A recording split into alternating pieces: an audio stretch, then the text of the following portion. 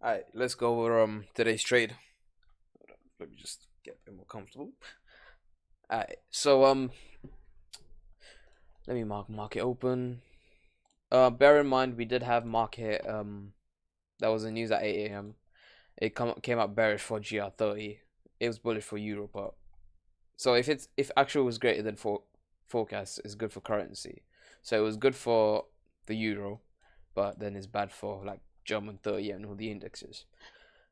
Um, Looking at daily bias, 4 hour we're bullish because of the recent break structure from this high, and then on the 1 hour we was bearish because of this recent break structure from there.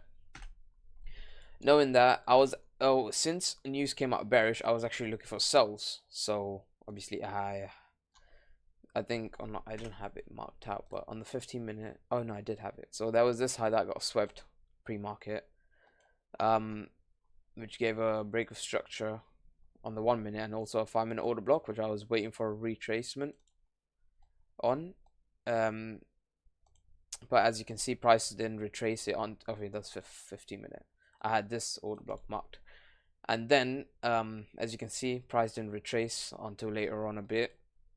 I did have this marked out like this.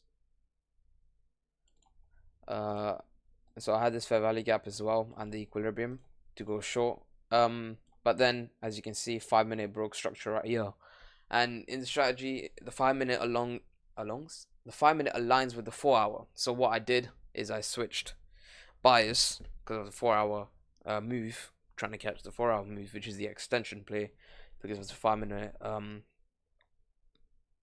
break structure. Delete this. I had this 15-minute order block marked, and I had this 15-minute fair value gap in mind. So 5-minute broke structure, leaving a 5-minute order block right here, bullish.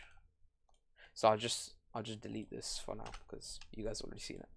So since I switched bias, obviously the break structure was there on the 5-minute bullish order block and the fair value gap over here.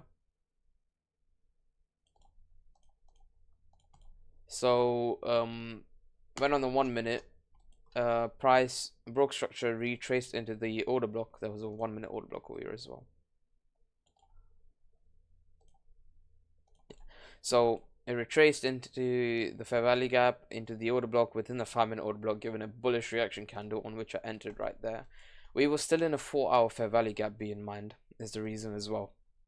So stop below the low, like 210, there you go. And these were my TPs. So my TPs was this and the last TP. So that was my TP. As you can see, the 15-minute order block and fair value gap took over the 5-minute, which is, I guess, yeah, high time frame play, obviously. But the reason I took the buy is because obviously I was trying to go with the 4 hours within the 4-hour fair value gap and the 5-minute break structure, which aligned it. But yeah, that's the loss I took today. Other than that, what I could have done better is probably stick with the first buys that I saw, but then it's a tough one for me. But as you can see, the 4 hour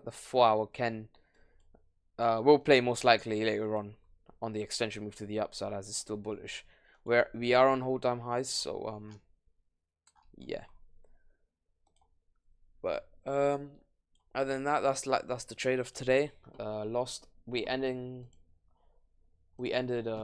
January, the month for January. Let's calculate everything in here. So January, 6 wins, 2 losses. Let's calculate the win rate. Thing is like what? Can't even calculate win rate. So 6 wins. Oh shit. 6 wins, 2 losses, 75%. Not bad. It's my highest percentage month can't even speak. It's my highest percentage win in my trading month ever.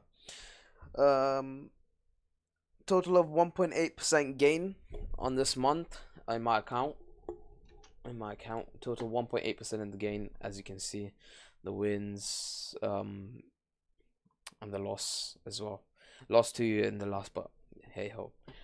Tomorrow I'm not trading because of news, as you can see. The news is, yeah, too much news. But other than that, good way to end the month. Well, not good one. You know what? It's a good month. Let's just say it's a good month. But yeah, that's the trade. So I'll see you guys.